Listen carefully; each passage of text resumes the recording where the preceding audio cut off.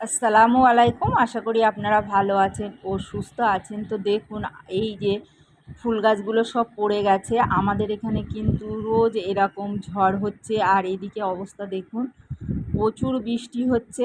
আর একটু বৃষ্টি থেমেছে, তো আমি চলে আসলাম ছাদে। তো দেখুন, এইদিকে যে গাছগুলো পড়ে গেছে আমি উঠিয়ে দিচ্ছি। আর একটা কথা বলি দুঃখের সঙ্গে, যে এই ছাদ বাগানে যারা ছাদ বাগান করছেন, অবশ্যই এই বর্ষায় আপনারা ছাদে উঠবেন, একটু সাবধান অবলম্বন করবেন। কারণ এই যে বৃষ্টিতে প্রচুর শ্যাদলাও জমেছে, ছাদটাকে অবশ্যই আমাদের তো পরিষ্কার করতে হবে। কারণ দুঃখের বিষয় এটাই যে ছাদ থেকে আমার মামা পড়ে গেছে। তো আপনারা একটু দোয়া করবেন। এখনও কোনো হুঁশ আসেনি, 72 ঘন্টা টাইম দিয়েছে, তো মাথায় 10টা সেলাইও পড়েছে।